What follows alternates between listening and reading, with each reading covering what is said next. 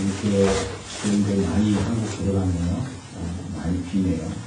다음 주에 또 들어가요. 또 들어가고, 네, 이 여름 방학 때 예배드리는 사람들이 몇 명이나 될지 상당히 저도 기대가 됩니다. 그렇지만 하나님의 예배를 통해서 또 남아있는 자들은 주님 앞에 아름답게 응답하고 예배를 통해서 살아계신 하나님 앞에 찬양하고 있는 예배가 매주마다 계속 되기를 소망합니다. 1840년 신문기사에 인간이 시속 50km로 달리게 되면은 질식사한다, 이런 내용이 보도가 됐습니다.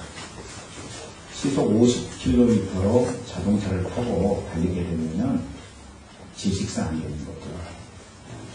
그도 그럴 것이 1840년도에 이 시속 50km로 달릴 수 있는 그런 기구가 전혀 없었기 때문이라고 생각을 합니다. 1901년 신문기사에는요, 인간의 비행을 가능케 하는 기계 조립은 불가능하다, 이렇게 신문에 보도됐습니다. 또 1926년의 신문기사에는 달에 가겠다는 생각은 근본적으로 잘못된 생각이다. 그렇지 않겠어요, 여러분? 어떻게 달에 갈 수가 있겠습니까? 그 토끼가 개수나무 아래에 있는 그런 생각을 품고 있었던 때인데 전혀 우리가 달에 갈 수 있으리라고 하는 상상을 할 수 없는 시기였죠. 1930년 신문기사에는 사물에 고정되어 있는 에너지는 동력화 시킬 수 없다, 이런 내용의 기사가 신문에 보도가 되었습니다.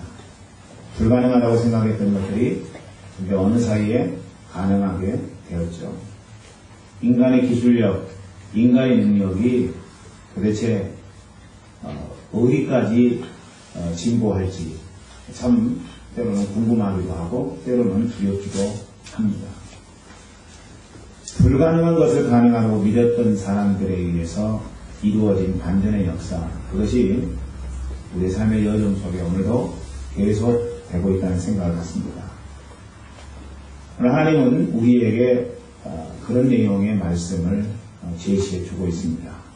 그런 말씀을 통해서 여러분 모두 불가능을 가능으로 만드는 주인공이 되기를 주의 이름으로 축원합니다. 우리가 읽은 본문은 가능한 이야기를 하고 있지 않습니다. 해결에 대한 가능성이 제로인 상황에 대해서 이야기를 하고 있죠. 최선의 상황을 말하지 아니하고 지금 최악의 상황을 말하고 있습니다. 최악의 상황이라는 거죠. 또 여러분, 완전한 상태를 즐기는 것이 아니라 불완전한 상태를 고민하고 있는 그런 말씀입니다. 이럴 때 먼저 우리는 세 가지 결론을 갖고 출발해야 된다 생각을 합니다. 첫 번째는 뭐냐면은 뭔가 불가능한 상황은 하나님의 능력이 나타날 때라고 하는 것입니다. 우리의 삶 가운데 불가능한 상황이 있는 거죠. 도저히 해결할 수 없는 문제가 생겼다. 그럴 때 우리가 곧바로 가져야 될 마음은 어떤 마음이냐? 하나님의 능력이 지금 이제 나타나겠구나 하는 그런 마음이죠. 그러니까 여러분 인생 속에서 힘들고 어려운 일이 닥치고 정말 평안할 수 없는 그런 삶의 조건들이 여러분에게 다가올 때 여러분이 그때에 즉시로 생각해야 되는 것은 죽겠다, 문제다, 괴롭다, 이 문제를 어떻게 풀어나가지, 이런 넋두리와 잡여 섞인 그런 고백이 아니라 하나님 이제 역사하시겠구나 라고 하는 하나님을 향한 믿음의 고백이 여러분에게 있어야 된다는 것입니다. 할렐루야. 저는 우리 교회 모든 분들이 그런 고백을 했으면 좋겠어요. 지금 이스라엘은 요단강 앞에 서 있습니다. 건널 수 있는 상황입니다. 건널 수 없는 상황입니다. 성경의 말씀에 보니까 지금은 몸에 거두는 시기다. 몸에 거두는 시기에는 물이 넘쳤다. 이렇게 이야기를 하고 있습니다. 이스라엘 백성들이 요단강을 건너기 위해서 지금 요단강을 마주보고 있는데 그때가 3월달 내지 4월달이었다는 것입니다. 몸에 거두는 시기. 그런데 여러분, 이 몸에 거두는 시기가 바로 이스라엘 땅에서는 우기였다는 것입니다. 그러니까 평소에는 마른 이 강물이 우기 때이니까 물이 범람하게 된다는 것이죠. 더군다나 3월달, 4월달이니까 헬몬산에 있었던 만년빙하가 3월달, 4월달 되면 녹기 시작하거든요. 그러니까 빙하의 녹은 물이 기온물과 함께 요단강물로 유입되니까 그 요단강이 범람하게 됐다. 평소에는 강폭이 50m 정도 됐는데 물이 범람하게 되면 1.6km 정도 아주 큰 강으로 변모된다는 것이죠. 그리고 수심도 3m 내지 4m의 수심으로 변화된다. 이런 이야기입니다. 뿐만 아닙니다. 이 강이 이제 커지니까 물살도 아주 빠르게 흐르게 된다는 것이죠. 시속 16km 정도의 급류가 된다는 것입니다. 그렇기 때문에 이스라엘 백성들이 요단강을 건넌다는 것은 그렇게 쉬운 일이 아니었어요. 건기 때 요단강을 건넌다면은 여러분 얼마든지 건널 수 있는데 지금 상황은 이스라엘 백성들이 더 이상 지체하지 아니하고 요단강을 건너서 여리고 땅 그리고 가나안 땅에 들어가야 되는 그 아주 급박한 시기에 이스라엘 백성들이 요단강 앞에 서게 됐다는 것이죠. 여러분 굉장히 어려운 일입니다. 건장한 몇 사람은 건널 수 있어요. 그러나 이스라엘 백성들이 200만 명인데 그 200만 명 안에는 노인들도 있었고 그리고 여자분들도 있었고 그리고 아이들도 있었다는 것입니다. 이런 이스라엘 백성들 200만 명이 수심이 3m 내지 4m 내에는 그런 강을 지난다는 것은 불가능한 일이었어요. 있을 수가 없는 일입니다. 그것도 여러분 오래 건너게 되면 며칠로 이 요단강을 건너게 되면은 그 다른 민족의 이방 민족의 침략을 받을 수 있는 그런 상황이기 때문에 순식간에 이스라엘 백성들이 건너야만 되는 거죠. 200만 명이나 되는 많은 사람들이 이 요단강을 건너야만 되는 상황, 그 상황은 쉬운 상황이 결코 아니라고 하는 것입니다. 힘으로 능으로 할 수 없는 그런 상황 가운데 이스라엘 백성들이 도달했다는 것입니다. 그러나 우리가 알 것은요, 이때가 정말로 하나님이 역사하시고 그리고 하나님의 능력이 필요한 때라고 하는 것입니다. 우리의 삶의 여정 속에 좋은 일만 있지 아니하고 언제든지 좋지 않은 일이 있을 수 있고 또 내가 내 힘과 능력으로 해결할 수 없는 일들이 다가오게 되어 있습니다. 그럴 때 우리가 생각해야 될 것은 하나님이 지금 역사하시겠다라고 하는 하나님을 향한 믿음의 고백이 우리의 삶 가운데 필요하다는 것입니다. 지혜로운 자는요, 그래서 불가능한 시기를 하나님께 맡김으로 불가능을 해결하더라고 하는 것입니다. 여러분에게 오늘 불가능의 상황이 있습니까? 그렇다면 살아계신 하나님의 능력을 기대하세요. 할렐루야. 여러분 모두 다 하나님을 바라보면서 그런 순간의 위험한 상황을 극복하고 이겨내야 된다는 것이죠. 두 번째로 최악의 상황에서 하나님의 일하시기를 즐겨 하신다는 것입니다.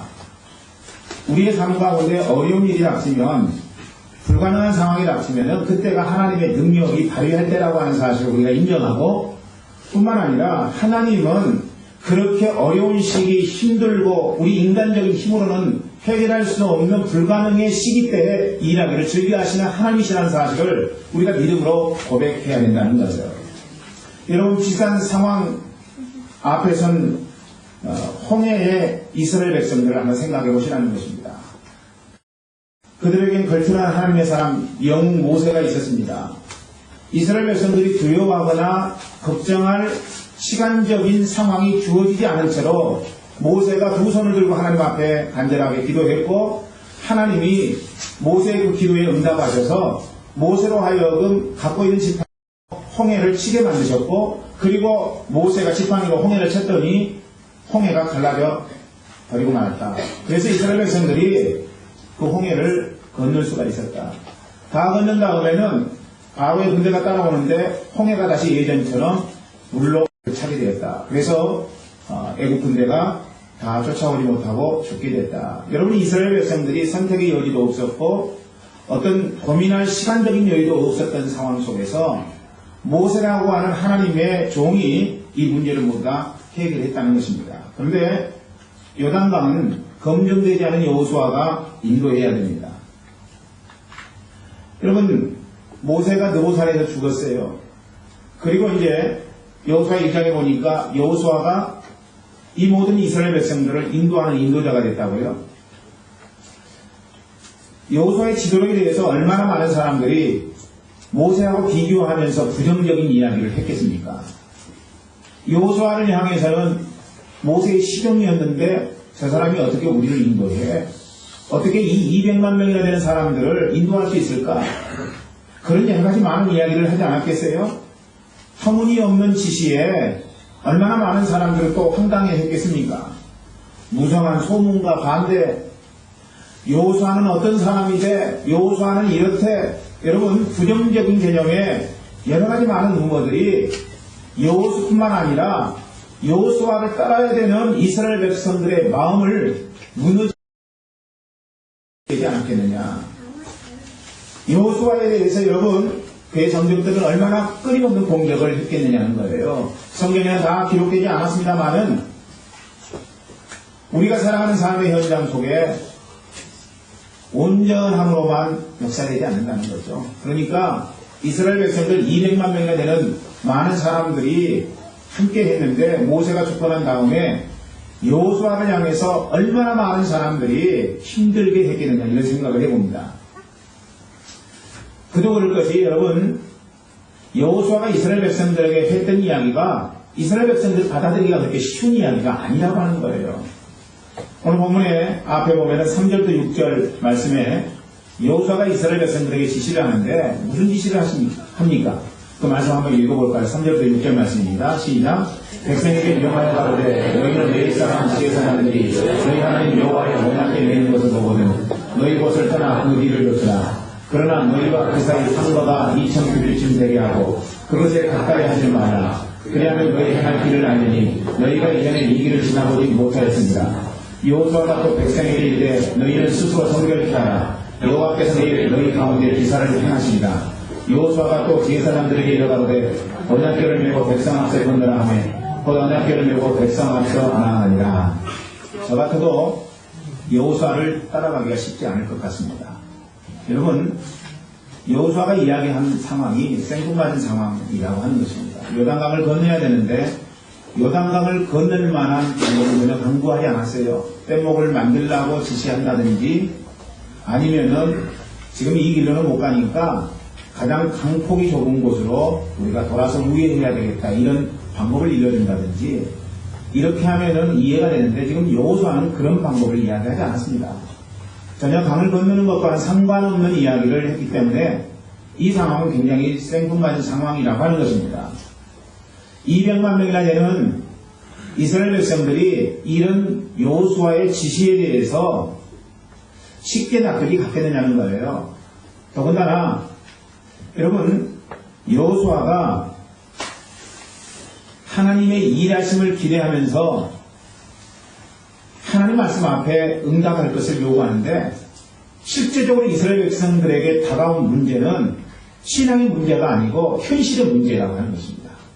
현실 앞에서 어떻게 해결해야 되느냐 이 방법론을 제시해 줘야 되는데 여호수아는 방법론을 제시해 주지 않았거든요. 여러분 어려운 일입니다. 그런데 여러분 아셔야 될 것은 하나님은 이런 때 일하시기를 원하신다는 거예요. 그런 하나님이세요. 최악의 상황에서 일하기를 즐겨하시는 하나님이에요. 왜 하나님은 최악의 상황에서 일하기를 즐겨하시는 하나님이신가? 그것은 우리 힘, 우리 능력 의지하지 말라고 하는 하나님의 사랑이 포함되어 있는 것입니다. 왜 하나님이 최악의 상황에서 일하기를 좋아하시는가? 일이 다 끝난 다음에 요만큼이라도 이스라엘 백성들이 하나님도 도와주셨지만 우리도 이만큼 일해서 이렇게 된 거야. 이걸 하나님이 원치 않으시는 거예요. 그러니까 하나님이 이스라엘 백성들을 구원하시는 방법이 어떻게 구원하시느냐 하면은 왼손잡이를 가지고 이스라엘 백성들을 구원하시고요. 오른손이 없어요. 장애인 왼손잡이로 하여금 이스라엘 백성들을 구원하게 만드시고요. 하나님이 이스라엘 백성들을 구원하시는데 백성들 가운데 가장 작은 집의 작은 자에게 그 일을 맡기셔서 하나님이 일을 하게 만드시고요.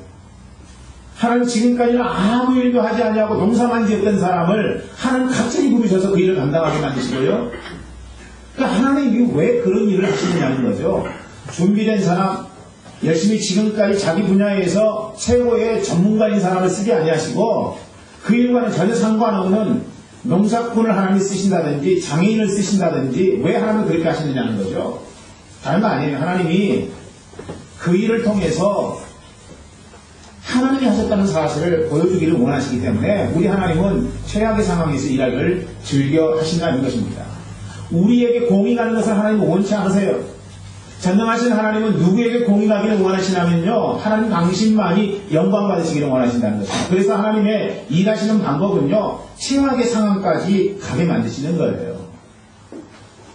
그래서 내가 더 이상 할 수 없을 할 때 하나님 그때 일하시기를 즐겨 하시는 하나님이시라고 하는 것입니다. 세 번째로 여러분, 최고의 난세 때는 하나님의 사람이 등장할 때라고 하는 거예요. 여러분, 첫 번째로는 최악의 상황에서 우리가 생각해야 될 것은 뭐냐면은 하나님께서 최악의 상황에서 능력을 나타내신다는 거죠. 그리고 또 여러분, 최악의 상황에서 하나님이 일하기를 즐겨 하신다는 거예요. 뿐만 아니라 우리 하나님은요, 최고의 난세 때에 하나님의 사람을 등장시킨다는 것입니다. 골리앗의 위기가 다윗을 출현시키잖아요. 여러분, 그때까지만 해도 골리앗이 이스라엘 백성들을 쳐들어오기 전까지만 해도 다윗은 어떤 자였느냐? 목동이었어요. 양치는 자였다고 하는 것입니다. 형제들도 인정해주지 않았고 심지어는 아버지도 다윗을 전혀 인정하지 않았어요. 너는 양이나 치거라. 이게 여러분 다윗의 아버지의 태도였다는 것입니다. 그러니까 드러나지 않았던 다윗이었다는 것이죠. 그런데 골리앗이 이스라엘 백성 쳐들어왔어요. 사울도 간다고 이스라엘 백성들도 토굴로 막 숨는 그런 상황입니다. 그런데 여러분 그때 다윗이 혜성과 같이 등장하게 되죠. 사실 하나님의 이름을 더럽게 만드는 골리앗을 내가 하나님의 이름으로 처부수겠습니다. 이런 고백을 하잖아요. 여러분 그렇기 때문에 최고의 난세 때는 하나님의 사람이 등장하게 되어 있습니다. 아말렉의 침범이 자기는 작은 자라고 하는 자화상을 가진 기드온을 큰 용사로 만들고 말았어요.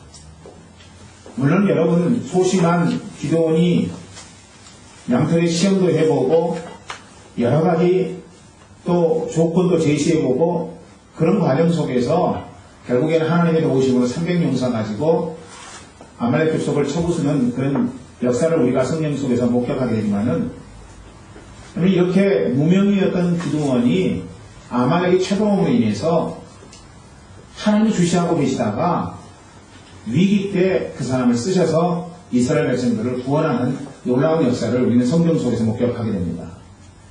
요단강이라고 하는 건널 수 없는 강이 지금 여호수아를 등장시키려고 합니다. 하나님이 역사하십니다. 요단강을 건너게 되면 200만 명이나 되는 이스라엘 백성들을 여호수아가 아무 문제 없이 건너기만 한다면은 여호수아는 이스라엘 백성들 가운데 이제 뺄 수 없는 놀라운 지도자가 되는 것입니다. 사람들에게 인정을 받게 되고 그리고 하나님의 말씀대로 순종했기 때문에 하나님 앞에 인정을 받아 그의 인생 내내 여호수아는 이스라엘 백성들을 지도하는 지도자가 되게 되어 있습니다. 이와 같이 여러분의 삶이 어려운 형편, 난세일 수 있습니다. 그렇지만 이것이 여러분을 진짜 하나님의 사람으로 만드는 진짜 여러분이 정금과 같이 귀한 존재로 그렇게 빚어지는 기회가 된다는 사실을 여러분이 기억했으면 좋겠습니다. 여러분 오늘 힘드십니까? 그렇다면 힘들어하지 마세요. 그 힘든 상황은 여러분을 하나님이 아름다운 존재로 만드시기 위한 상황이라고 하는 사실을 여러분이 믿음으로 고백하기를 원합니다. 여러분 우리의 삶 가운데 예수 믿는 자의 인생 가운데 어려운 상황은요 그림자에 지나지 않아요. 여러분 그림자를 보고 놀라지 말라는 것입니다. 그림자를 보고 두려워하지 말라는 거예요. 그림자는 아무것도 아닙니다. 여러분 하나님께서 우리의 삶 속에 어려운 상황을 허락하시는 것은 뭐냐면 그림자를 허락하시는 거예요. 그런데 그 그림자를 실체로 생각하고 두려워 떤다면은 하나님의 역사는 일어나지 않습니다. 그림자는 그냥 그림자로 여기는 거예요. 그리고 전능하신 하나님을 바라보는 믿음이 실천이기 때문에 하나님 앞에 우리가 응답할 수만 있다면 하나님은 그림자를 없애버리시고 우리의 인생 가운데 찬란한 햇빛으로 역사하시게 되어 있다는 것입니다. 여러분 두려워하지 마세요. 뭐 그렇게 그림자를 보고 놀라고 두려워하고 걱정하고 염려하십니까? 그림자는 그림자일 뿐이라고 하는 것입니다. 하나님이 우리의 인생 가운데 그림자를 허락하셨다면 전능하신 하나님을 바라보면서 우리가 취할 태도는 뭐냐면은 하나님 저 그림자가 실체가 아니기 때문에 내가 두려워하지 않습니다. 이 시간 내가 주님만 바라보기를 원합니다. 나를 써 주시옵소서. 이 형편과 이 상황을 극복할 믿음을 하나님 제게 허락해 주시옵소서. 이렇게 기도하고 하나님 앞에 믿음의 고백으로 나아가는 인생이 된다면은 우리의 인생은 어떤 상황, 어떤 환경 속에서도 주님의 역사를 드러낼 수 있는 그런 삶이 된다고 하는 사실입니다. 여러분 이 세 가지 결론을 갖고 요단강을 건너야 돼요. 뭐라고 그랬어요? 하나님이 역사하는 때라고 하는 거예요. 최악의 상황이 하나님이 역사하는 때, 그리고 하나님은 그런 최악의 상황에서 일하기를 즐겨 하신다는 거죠. 그리고 최악의 상황에서 하나님은 하나님의 사람을 등장시키신다고 하는 것입니다. 이 세 가지 결론을 갖고 우리가 요단강을 건너기를 원합니다. 자, 그러면 어떻게 해야지 요단강을 건널 수가 있겠습니까? 요단강을 통해서 한번 보십시다. 첫 번째로 요단강을 건너려면 어떻게 해야 돼요? 하나님께 접속되어야 된다는 것입니다. 하나님과 접속해야 돼요. 여러분 우리가 이 전기를 사용하려면은 이 형광등에 불이 들어오게 하려면은 전원이 연결돼야 돼요. 전원이 연결되지 않으면 안 되는 거죠. 우리가 여러분 인터넷에 정보의 바다 속으로 들어가서 정보를 취할 때도 마찬가지입니다. 인터넷 속으로 접속이 돼야지 우리가 정보를 취할 수가 있는 것 아니겠습니까? 마찬가지로 하나님의 역사를 우리의 삶 가운데서 경험하고 드러내려면 하나님과 접속되어야 된다는 것이죠. 우리의 인생이 하나님과 절단되고 하나님과 분리된 삶이라면 하나님의 역사는 우리의 삶 가운데 있을 턱이 없다는 것입니다. 그러니까 우리가 우리의 삶 가운데 있는 요단강을 건너려면 하나님과 철저하게 관계가 있는 접속이 되어야 된다는 것이죠. 3절부터 6절 말씀 보면은 여호와의 지시가 나와 있는데 앞에서 말씀드린 것처럼 무턱대고 여러분 한 지시입니까? 그냥 즉흥적으로 이스라엘 백성들에게 여호수아가 한 이야기가 아니라고 하는 것입니다. 여호수아가 3일 동안 움직이지 않았습니다. 3일 동안은 움직이지 않았어요. 움직이지 않은 3일 동안 여호수아가 뭐 했을까요? 여러분 자기 밑에 있는 친한 사람들하고 내 장막으로 와 하면서 고스톱 쳤을까요? 여러분 아닙니다. 여러분 여호수아가 3일 동안 움직이지 않고 그 장막 속에 있었는데 그 장막에서 자기 아내하고 잠자리에 있을까요? 아니라고 하는 거예요. 성경 속에 나와 있지는 않지만은 분명 여호수아는 이 놀라운 상황 앞에 내가 어떻게 해야 될지 전능하신 하나님의 능력의 음성을 듣기를 원했을 것입니다. 하나님 가르쳐주세요. 하나님 보여주세요. 하나님 내 힘으로는 절대 할 수 없는 일입니다. 여러 가지 말 많은 저 이스라엘 백성들 앞에서 제가 할 수 있는 일이 무엇이겠습니까? 하나님 지혜를 주십시오. 가르쳐 주십시오. 하나님 당신께서 함께 해주시지 아니하면 제가 이 이스라엘 백성들을 한 명도 인도할 수가 없습니다. 하나님 도와주세요. 하나님 역사해 주세요. 그렇게 하나님 아버지 앞에 응답했을 것입니다. 하나님과 접속됐어요. 하나님과 접속돼야 하나님으로부터 받을 수 있는 거 아니겠습니까? 기도하지 않으면서 어떻게 하나님 앞에 받아요? 하나님 말씀 앞에 사로잡히지 아니하고서 어떻게 하나님으로부터 하나님의 방법을 들을 수가 있어요?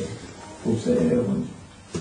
하나님과 내가 접속되지 않았는데 하나님의 무궁무진한 생명과 풍성한 삶을 어떻게 공급받을 수 있어요? 다운받을 수 없습니다. 접속돼야죠. 여러분 그래야만이 하나님으로부터 이메일도 받고 그리고 여러분 정보도 다운받고 필요한 프로그램도 받을 수가 있는 것입니다. 접속되지 않으면 아무것도 받을 수 없어요. 3일 동안 그렇게 하나님과 접속한 여호수아는 하나님의 지혜를 공급받았습니다. 그 결과가 3절부터 6절에 있는 말씀이었습니다. 그래서 이제 하나님으로부터 말씀을 받고 여호수아가 그 백성들에게 지시를 하게 되는 거죠. 그런데 앞에서 읽어보았습니다만은 3절부터 6절 말씀을 읽어보면은 크게 두 가지 지침이 기록되어 있어요. 첫 번째는 뭐냐면은 성결하라는 거예요. 이스라엘 백성들을 향해서 성결할 것을 하나님이 주문하셨어요. 그러니까 여호수아가 그 말씀을 받고 이스라엘 백성들에게 성결하라고 이야기하는 거예요. 두 번째는 뭐냐면은 순종하는 거예요. 이스라엘 백성들에게 하나님 말씀 앞에 순종할 것을 여호수아가 지시하는 겁니다. 두 가지였어요. 두 가지. 성결할 것과 순종하라고 하는 거죠. 여러분 성경의 내용들을 다 여러분 요약해보면은 성결과 순종 두 가지 단어로 우리가 함축시킬 수 있을 것 같습니다. 예수님의 삶은요, 그래서 성결한 삶이었고 순종하는 삶이었어요. 하나님 앞에서 자기 자신을 정결케 하는 삶이었고, 그리고 하나님의 말씀 앞에 죽기까지 순종했던 분이라고 하는 것입니다. 예수님이 그런 삶이었다면은 구약 성경은 그 예수님에 대해서 예언한 말씀이고, 신약 성경은 오신 예수님에 대해서 기록한 말씀입니다. 구약 성경, 신약 성경을 함축해서 두 단어로 만들어낸다면은 성결과 순종이에요. 그래서 이제 여러분 구약 성경에도 보면은 이스라엘 백성들이 꼭 전쟁에 나가기 전에 어떤 행위를 하게 됩니까? 정결의식을 갖게 돼요. 하나님 앞에 제사를 통해서 정결의식을 갖게 되는 거죠. 사울이 아말렉 족속, 블레셋 족속하고 전쟁을 하는데 사무엘이 와야 되는데 오지 않아요. 그러니까 급한 나머지 어떻게 해요? 이 정결 예배, 정결 의식을 사무엘 없이 본인이 하게 되잖아요. 그러니까 이스라엘 백성들이 전쟁을 치르거나 어떤 중대한 일이 있을 때에는 성결 의식부터 가졌어요. 죄를 범하게 되면 죄를 뿌리고 하나님 앞에 내가 죄인으로서이다 라고 하는 그런 고백을 함과 동시에 사람마다 자기 형편에 따라서 죄의 중과에 따라서 양을 잡든지 소를 잡든지 비둘기를 잡든지 그래서 나의 부정하고 더러운 것을 이 진성의 피를 흘림으로 주께서 사해 주셨음을 제가 믿습니다. 이런 정결의식을 이스라엘 백성들이 했던 거예요. 그러니까 하나님 앞에서 거룩하게 되는 거, 그거는 우리 신앙생활하면서 너무나도 중요한 것입니다. 우리가 죄를 범하게 되면 필시 하나님 앞에 회개해야 돼요. 회개해야 됩니다. 회개하지 않으면 안 돼요. 하나님, 제가 당신 앞에 죄를 지었습니다. 용서해 주셔서 제가 앞으로는 이러한 동일한 범죄를 당신 앞에 짓지 않기를 원합니다. 제가 그러니까 하나님 당신의 능력으로 나를 사로잡아 주시옵소서. 분명하게 우리는 하나님 아버지 앞에 나의 죄악에 대해서는 정결의식을 치워야 된다는 것입니다.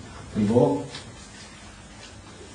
하나님 앞에 거룩함으로 무장할 수 있도록 하나님 앞에 늘 기도하고 간구하는 삶을 살아야 된다는 것이죠. 또 한 가지는 순종하는 것을 순종하는 것. 하나님의 말씀이 우리에게 요청하는 것이라면 순종해야 된다는 것입니다. 이치에 맞지 않는 것 같고 상황에 맞지 않는 것이라 할지라도 하나님이 오늘 우리에게 말씀하셨다면 그 말씀 앞에 우리는 순종해야 된다는 것이죠. 그래서 거룩은 순종이고 순종은 거룩함의 표현인 거예요. 동전의 양면과 같습니다. 자, 이스라엘 백성들 한번 보세요. 여호수아가 지시를 합니다.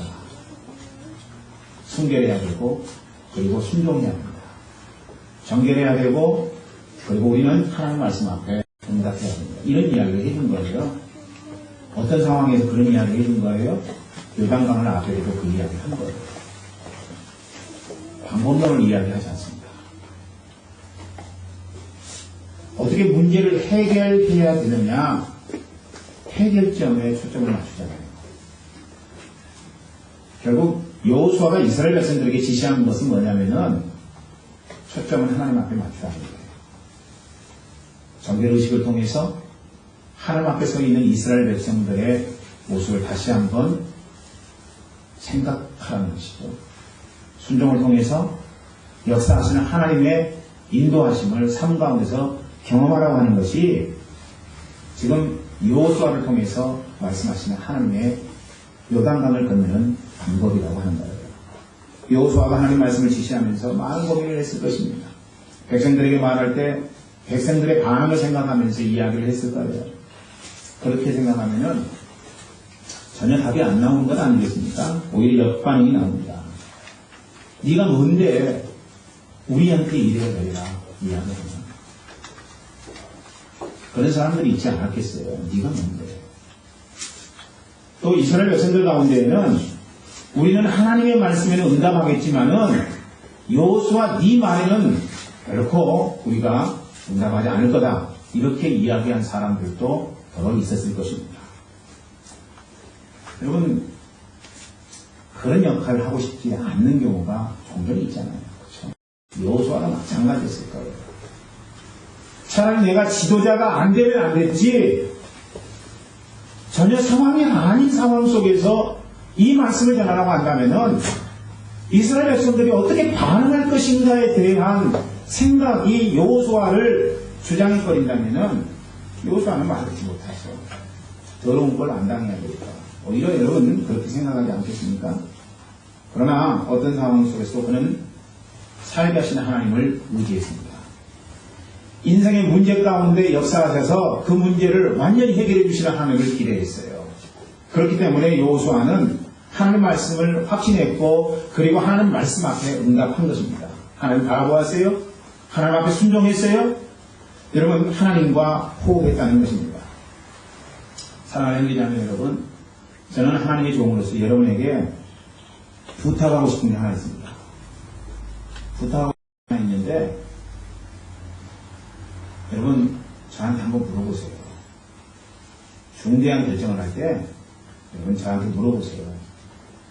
제가 하나님의 뜻인지 아닌지 어떤 게 하나님의 뜻인지 물어보시라는 거죠.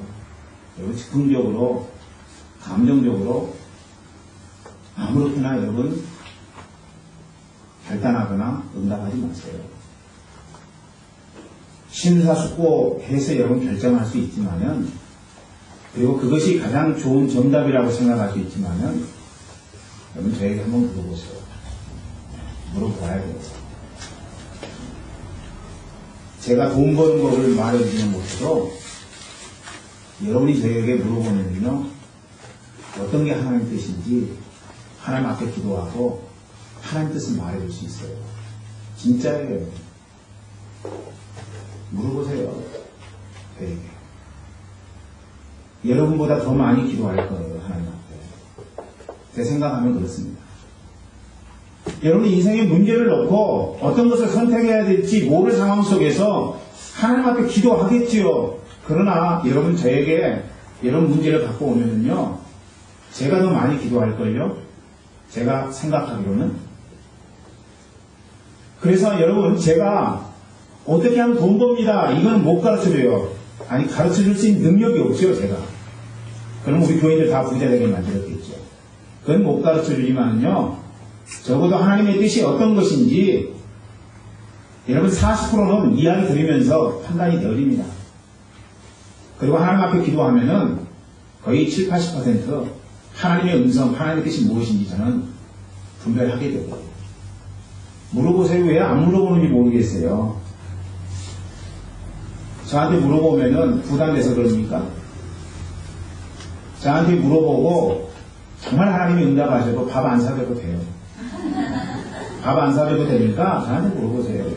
입 딱 씻어도 괜찮아요. 하나님이 저에게 주신 사명인데 제가 뭘 어떻게 하겠습니까? 물어보세요. 여러분.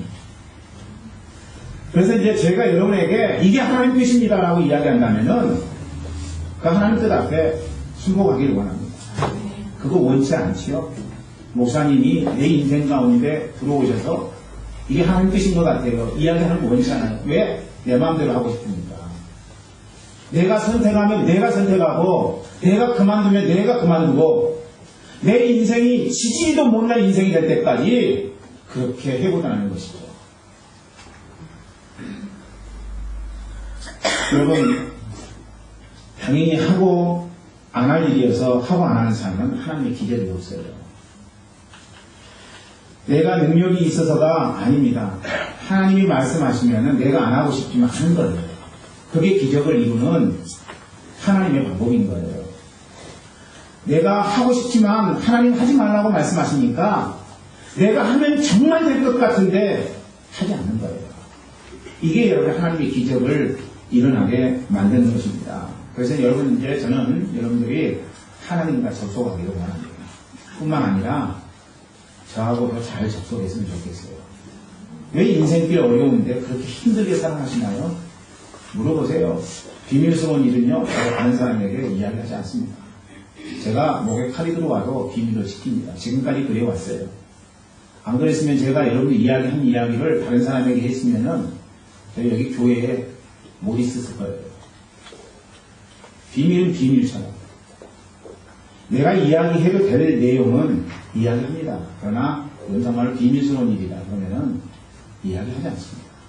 그러니 이야기해요, 저는. 그래서 함께 기도하고 하나님 앞에 응답받고 기적의 역사를 이루는 삶이 되어야 되지 않겠습니까? 자, 여호수아의 순종을 보는 하나님께서 주신 말씀이 7절 말씀이에요. 7절 말씀 한번 읽어봅니다. 시작. 여호와께서 여호수아에게 이르시되 내가 오늘부터 시작하여 너를 온 이스라엘의 목전에서 크게 하여 내가 모세와 함께 있던 것 같이 너와 함께 있는 것을 그들로 알게 하리라. 3절부터 6절에 있는 말씀을 통해서 이스라엘 백성들에게 생뚱맞은 상황이지만은 말씀을 증거했어요. 증거했더니 하나님이 7절에서 그런 여호수아의 모습을 보시고 축복을 해주십니다. 내가 오늘부터 너와 함께하겠다. 함께하겠다. 모세와 함께하는 것처럼 너와 내가 함께하겠다. 그리고 나서 여러분이 이어진 말씀이 요단강을 건너는 방법이에요. 그러므로 여러분 삶 가운데 있는 요단강 불가능을 극복하려면 하나님과 접속하셔야 된다는 거죠. 접속하셔야 돼요. 하나님과 친해야 돼요. 그리고 주의 종과 친하십시오. 여러분 그러면 여러분 인생 가운데 한 걸음 한 걸음 하나님의 지시하심을 다운받을 수 있게 될 것입니다. 여러분 모두 그런 사람이 되기를 주의 이름으로 축원합니다. 두 번째로 요단강을 건너려면요 말씀이 앞장서서 인도하도록 하라는 것입니다. 자, 이스라엘 보세요. 하나님의 언약궤를 맨 제사장들이 가장 앞에 섰습니다. 무엇을 의미하는 바입니까? 말씀을 앞세우고 가게 되면 기적이 나타난다는 거예요. 하나님의 말씀이 앞장서고 그리고 우리 그 하나님의 말씀을 의지해서 가게 되면 하나님의 기적이 나타난다는 거죠. 이것과 연관하여 나타나는 기적 하나가 있어요.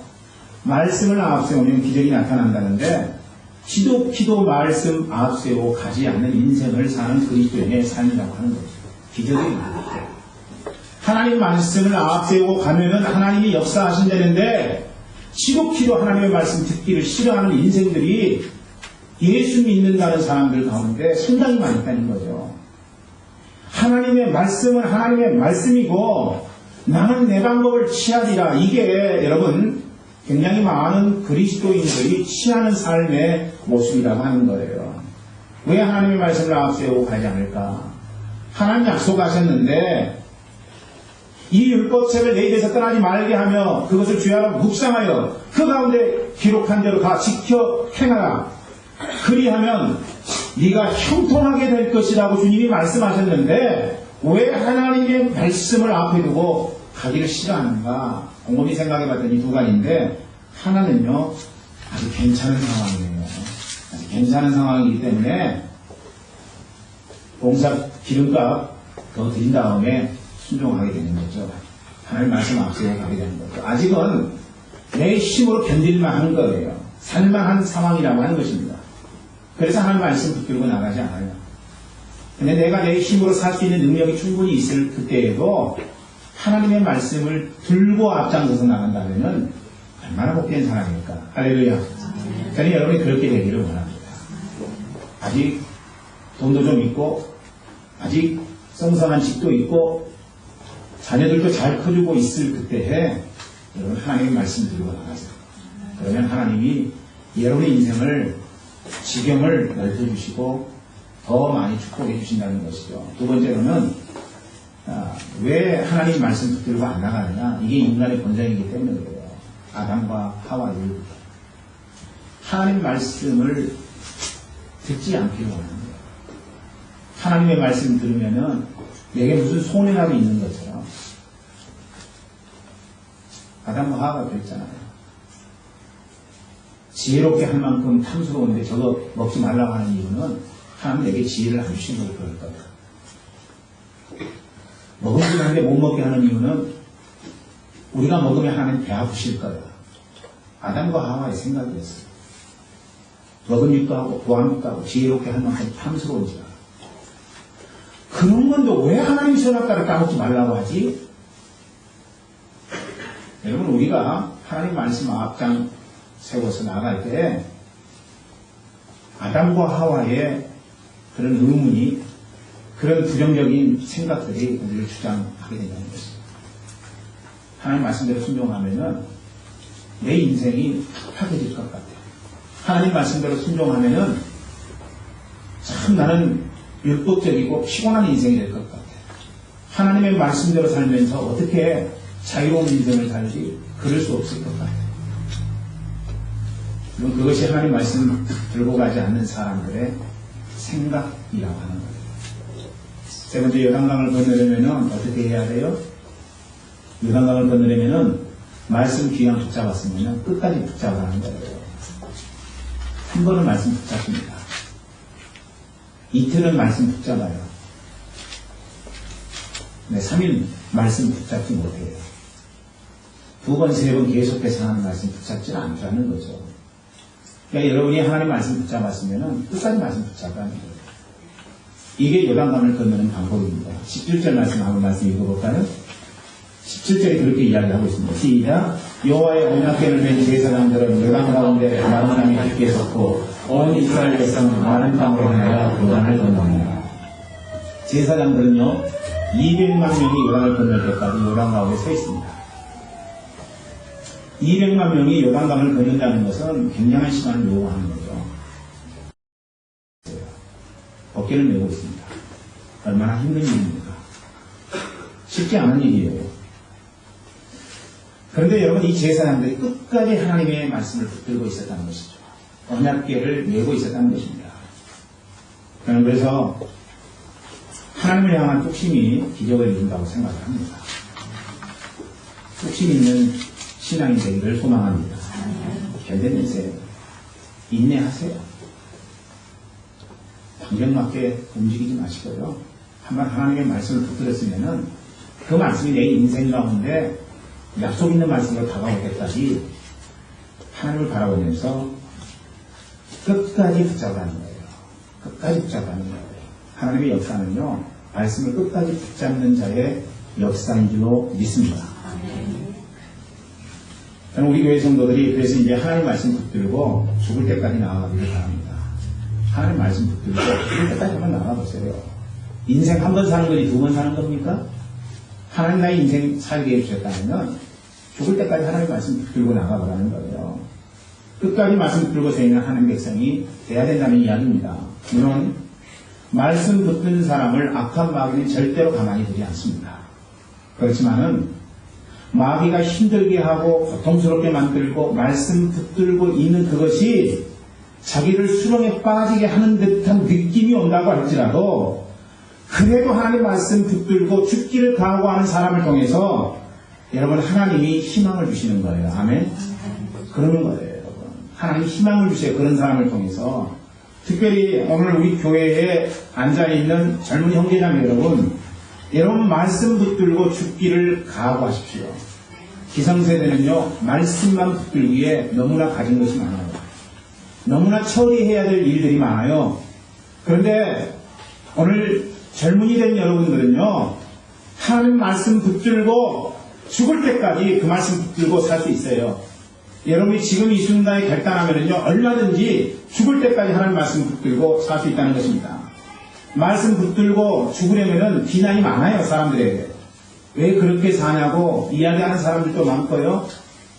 그것이 인생의 전부냐고 이야기하는 사람들도 있을 것이고, 아이고 앞뒤가 꽉 막힌 사람아 그렇게 산다고 해서 밥이 나오나 돈이 나오나 그렇게 하지 말어 이렇게 이야기하는 사람들도 굉장히 많이 있습니다. 여러분 가족들은 하나님의 말씀 붙들고 죽기를 각오할 때 어떻게 반응합니까? 저 못난 놈 그렇게 살지 말라고 이야기하겠죠. 그래서 여러분 하나님 말씀 붙들고 내가 죽기까지 하나님 말씀 지켜내겠습니다. 이런 인생은요 상처가 많은 거예요. 상처투성입니다. 온몸의 상처투성이에요. 사람들로부터 받은 상처, 환경 속에서 하나님 말씀 붙드느라고 주어진 상처들, 여러분 이런 상처들이 굉장히 많이 있다는 것입니다. 그러나 그렇게 죽을 때, 그렇게 하나님 말씀 붙들고 죽을 때 한 가지씩 내 인생의 주변이 변화되기 시작해요. 할렐루야. 여러분 말씀 붙들고 죽기를 각오하지 아니하면은요 10년 신앙생활에도 내 주위가 하나도 변화되지 않아요. 변화되지 않습니다. 사랑하는 형제자매 여러분, 기왕 믿으려면은요 내가 말씀 붙들고 끝까지 죽는 데까지 나가겠다, 이런 결단으로 주님 앞에 응답해 보시라는 거예요. 뿐만 아닙니다. 우리가 말씀 붙들고 죽으면은요 하나님께서 나중에 우리를 일으켜 주셔요. 일으켜 주십니다. 자꾸 힘들고 괴로운 것 해결하기 위해서 세상으로부터 이야기 들으려고 하지 마세요. 세상에 귀 기울이고 세상 사람들은 어떤 방식으로 문제를 해결했는가 그렇게 들으려고 하지 마세요. 그리고 자꾸 자기 입장, 자기 생각도 설명하려고 하지 마세요. 내가 죽기까지 하는 말씀 붙들고 나가리라, 이런 고백. 여러분, 빌닷과 엘리바스가 요백에 다가와서 너 하나님 앞에 죄를 지었으니까 너 이런 고난 당하는 것 아니냐 이야기했을 때 여기 자꾸 설명했어요. 내가 하나님 앞에 의로운 자야. 나 하나님 앞에 그런 잘못하지 않았어. 욥기서 말씀을 보면은요, 여러분 38장까지 그런 내용의 이야기들이 너무나 많이 나와 있습니다. 욥이 자기 삶을 설명하려고 했어요. 사람들 앞에, 하나님 앞에. 설명으로 문제가 해결됩니까, 여러분? 설명으로 문제가 해결되지 않아요, 여러분. 그걸 여러분이 아셨으면 좋겠어요. 뭐로 됩니까? 뭐로 문제가 해결돼요? 하나님 말씀 붙잡고 인내하니까 문제가 해결되더라는 것입니다. 이거예요, 하나님의 역사는. 하나님 말씀 붙들고 바보같이 죽으면은요, 하나님의 역사가 일어나더라는 것이죠. 하나님의 때는 반드시 오고, 여러분 하나님의 말씀은 반드시 이루어집니다. 그래서 성경에 보니까 마태복음에 하나님의 말씀은 세세 무궁토록 영원한 말씀이라고 이야기하고 있습니다. 이 세상의 것은 다 사라지고 없대. 하나님의 말씀만이 존재한다고 이야기하고 있잖아요. 그래서 이 말씀은 1.1억이라도 변화시키면 안 된다고 성경이 이야기하고 있는 것입니다. 하나님의 말씀 붙들고 나갑니다. 여러분, 그런 자는요, 임파서블의 상황이 I am possible로 변화되게 되어 있어요. 아멘. 똑같은 단어 철자입니다. impossible이나 I am possible입니다. 그러나 내가 어떤 태도를 갖느냐에 따라서 impossible이 I am possible로 변화될 수 있다는 거죠. 저는 우리 교회 모든 성도들이 그런 삶을 살기를 원합니다. 말씀 끝까지 붙잡고 가져서 여러분의 인생이 I am possible의 인생이 되기를 주의 이름으로 축원합니다. 오늘의 말씀을 여러분에게 다 말씀드렸습니다. 사랑하는 여러분, 여러분에게 놓인 요단강은 결코 혼자 건널 강이 아닙니다. 여러분이 혼자 건널 강이라고 착각하신다면 할 수 없어요. 소문을 더 많이 내야 되겠죠. 봉사 기름값 더 많이 투자해야 되겠죠. 그러나 그렇게 하기를 원치 않는다면 혼자 건너서는 안 된다는 것이죠. 하나님께서 함께 하십니다. 하나님께서 함께 하시고, 그럴 때 여러분 용기 있게 발걸음을 내디디십시오. 하나님과 함께하고 그 말씀을 따라 끝까지 나가십시오. 끝까지 나가세요. 조금 믿어보다가 그만두는 것이 아니라 하나님의 약속의 말씀을 붙잡고 죽는 데까지 나가보시라는 말이죠. 그러면은요, 여러분에게 있는 요단강은 건널 수 있는 요단강이 되는 거예요. 저는 우리 교회 모든 분들이 인생 앞에 놓여있는 요단강, 건널 수 없는 요단강 다 건너셔서 하나님 앞에 귀하게 쓰임받는 복된 인생이 되기를 주의 이름으로 축원합니다. 기도하겠습니다. 지금은 우리 주 예수 그리스도의 놀라우신 은혜와 아버지 하나님의 극진하신 사랑하심과 성령의 감화 내를 충만하시니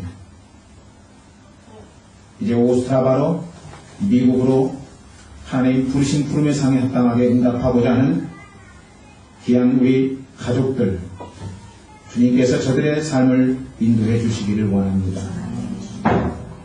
오늘 주신 말씀 그대로 하나님 당신과 함께하고 당신의 말씀 죽기까지 붙들겠습니다. 이렇게 결단한 주님의 기이한 백성들 머리 위에 삶의 환경 속에 지금도 영원토록 함께 하시기를 간절히 축원하옵나이다. 아멘.